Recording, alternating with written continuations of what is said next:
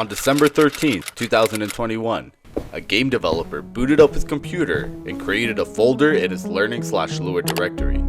He just took 3 weeks off from his IT job so he can focus on his true passion. On his free time, he likes to create video games, not so he can get it published and have other people play his game, but so he can send it to his family and friends. He named the folder he just created Template, and without realizing it, he just started on the project that would change his life forever. How did a game that was never supposed to see the light of day become a worldwide sensation, selling over 5 million copies and winning the Game of the Year award? Well, to answer that question, I'm gonna have to introduce you to the protagonist of our story. He goes by the name of LocalThunk, and he chooses to stay anonymous, but throughout this video, you're gonna learn a lot about the man who single-handedly created shockwaves through the gaming industry.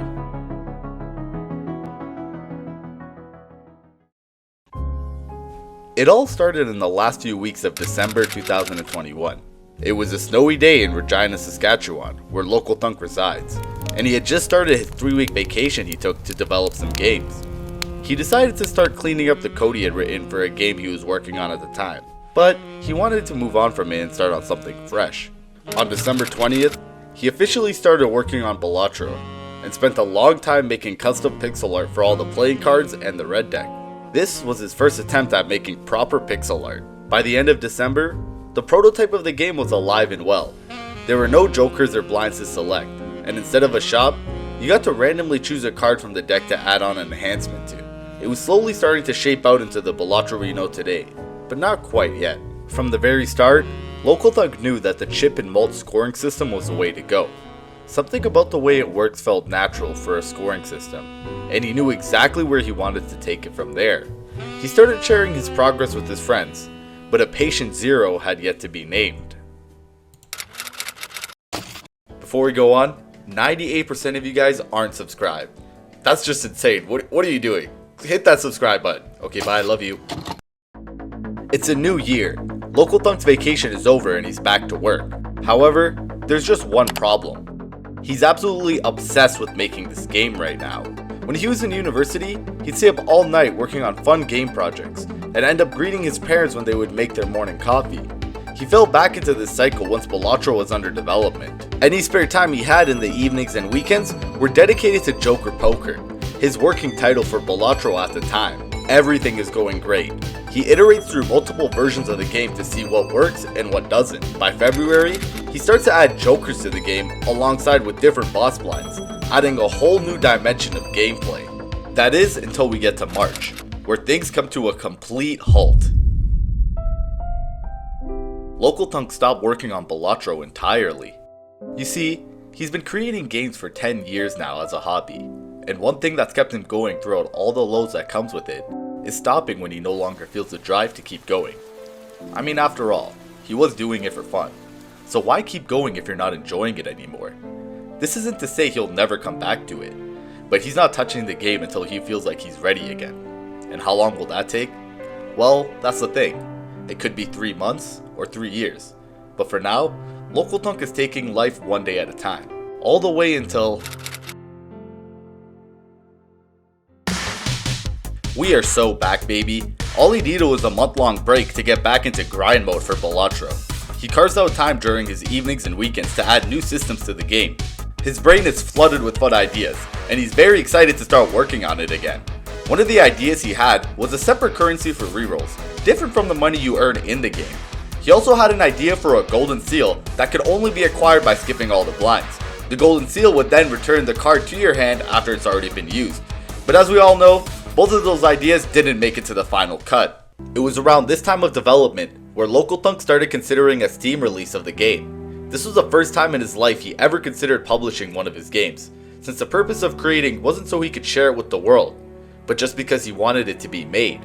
His wife was about to finish her PhD, and he knew she was going to start looking for jobs outside of Saskatchewan, so he figured if he releases one of his games, he can add it to his portfolio and look for a game developer job wherever him and his wife lands. He didn't know much about Steam, but he knew there are millions of games on there, and he never expected much people to touch his game. Boy, was he wrong.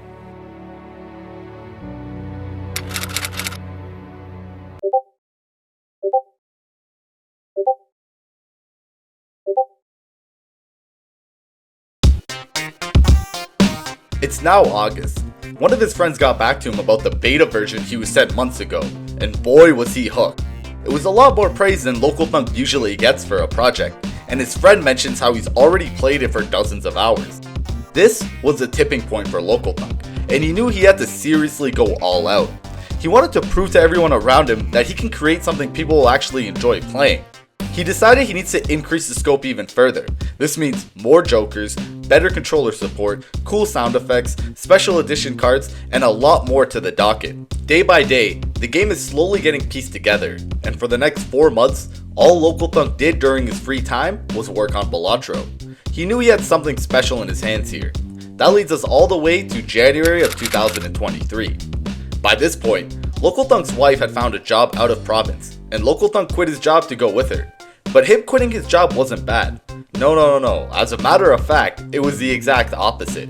He was happy to have a reason to quit, because now he can work on Balatro full time. He figured he'd give himself 3 to 6 months to finish the game, and he didn't care if he wasn't making any income. This may be his only chance to work on the game full time, so he went for it.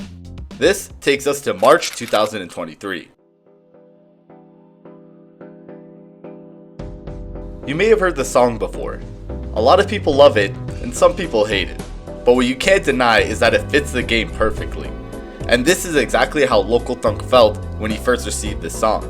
Now he may have been doing everything on his own, but LocalThunk knew when it came to the soundtrack for this game, he'd have to hire someone else to encapsulate the specific vibe he was going for. He contacted Luis Clemente off of Fiverr, a soundtrack composer that specialized in video game music.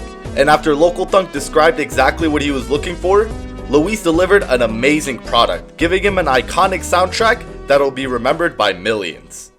Later on in the month, LocalThunk had shown the game to some friends over a Discord call, and while playing through the antes, one of his friends suggested that he should add a flaming effect to the score after a really good hand.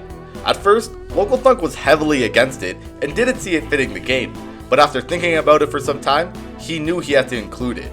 It fit perfectly with what he was going for. He'd also been testing different names for the game, and at the time, Joker Poker was still the top contender, but after checking the App Store, he saw there was already a game with the same title, and regardless of that, he didn't feel like Joker Poker was the right name for what he wanted. He shared his list of name ideas with his friends, with Balatro as one of the options, and believe it or not, nobody picked it. But there was something about that name specifically that really stood out to LocalThunk, so we went with that despite it being the unpopular opinion. This leads us to May 2023. LocalThunk officially uploaded the beta version of Balatro onto Steam, and as he expected, nothing really happened. There was no real marketing push for the game, besides the trailer LocalThunk created himself, but a few random people downloaded the game and gave some feedback on making the game better. LocalThunk decided he'd listen to what they'd have to say. By the end of May, Balatro had a total of 48 wish lists on Steam. I'm gonna leave this number right here, and we'll check in on it every month to see where it's at. By early June of 2023, Balatro was no longer just a hobby to LocalThunk. The idea that he could actually make money off this was starting to become a reality. Small YouTube channels began to pick up the game and make content around it, garnering more interest in the game. It was around this time when LocalThunk got a DM from a scout at Playstack, a game publishing company, about working together to get this game out to more people. LocalThunk was torn between, I still don't think nothing will come from this game, and that's okay, to, what if I can actually turn this into my full-time job? He hasn't had a paid position in over 6 months, and he had promised his wife that he would wrap up the development of this game soon. By July 10th, the game had 183 wish lists on Steam. It was gaining traction day by day. Around the middle of June, a larger YouTuber by the name of Dan Giesling plays Balatro on his stream, exposing the game to thousands of viewers live. The game is organically growing with no marketing, strictly through word of mouth. LocalThunk isn't even trying to grow at this rate, but it's happening anyways. He realizes he needs to take this much more seriously and capitalize on this opportunity. He hires a lawyer to help with setting up a business and contract negotiations, and he signs a deal with Playstack that pays him a guaranteed salary, effectively making this his full-time job now. Although he is very happy, he's also very stressed out. The pressure was starting to build, with more people getting involved that he wasn't expecting. He dropped an updated demo version of the game that lasted about 50 rounds after the beta was getting more players. People were starting to notice the fun new card game, and with 10 to 20 concurrent players per day, LocalThunk was still in disbelief. By the end of June, Balatro had 2,440 wishlists on Steam. In July, he released even more updates for the playtesters, including more skip tags and a refined tutorial.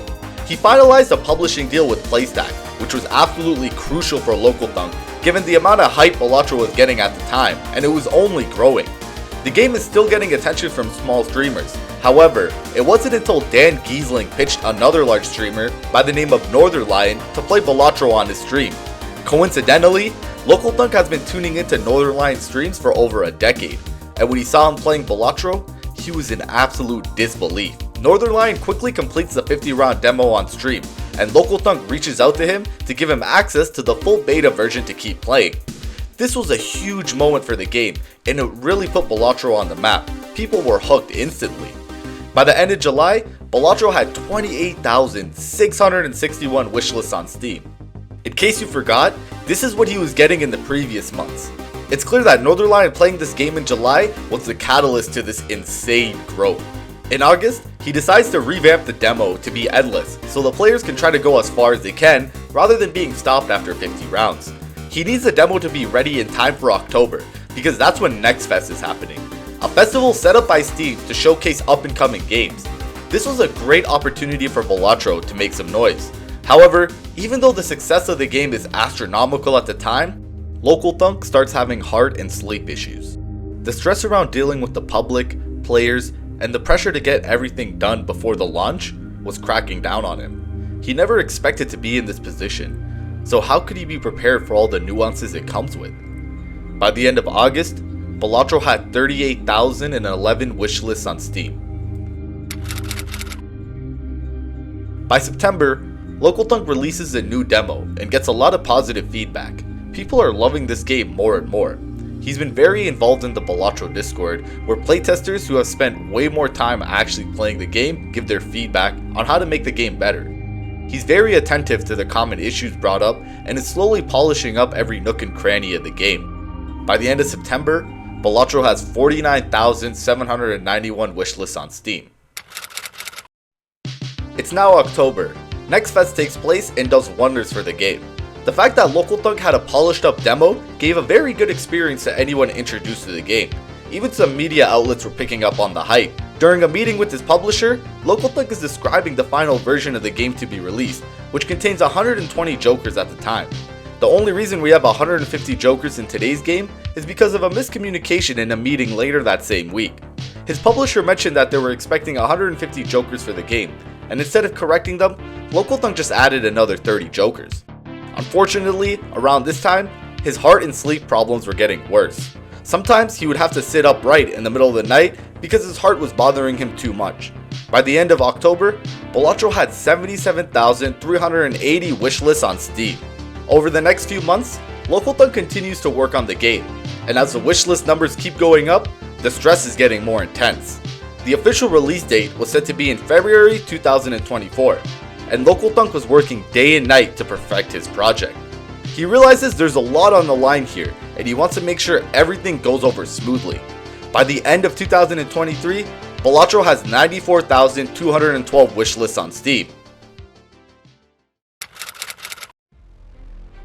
On a random night in January, LocalThunk gets a serious anxiety attack. He gets tunnel vision and his heart is pounding like crazy, and he feels something is horribly wrong. He stops the movie he's watching and decides to go to the hospital. His doctor asks him if work has been stressful for him lately, and he doesn't even know where to begin. He's been putting in countless hours into this game for preparation of launch just under a month away. He can't think about anything else. He announces an official launch date of February 20th, and people are eagerly waiting. By the end of January, Balatro has 114,977 wishlists on Steam. It's launch month, and believe it or not, LocalThunk is still implementing stuff into the game. He gathers a close-knit circle of playtesters that he values the most to get any feedback before launch, and fixes as much as he can. He attends another Next Fest to get some last-minute exposure, which helps garner an absurd amount of momentum before launch day.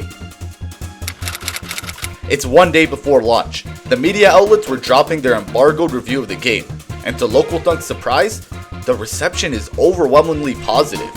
Balatro gets an average score of 92 out of 100 from the top critics, giving the game a last-minute boost. And by launch day, Balatro has 208,401 wishlists on Steam. After multiple years of putting its blood, sweat, and tears into this game, LocalThunk was ready to release Balatro. At 7:45 AM Pacific Standard Time, Balatro was going to go live across all platforms. LocalThunk is waiting patiently for the official reception, and figures he's going to be stuck patching the game all day and for the next month or so. He's on standby for release, watching the clock tick slowly to the moment that's going to change his life forever. The sales start coming in immediately. Over 200,000 people were notified that the game they were waiting on for months has released, and people wasted no time to buy it.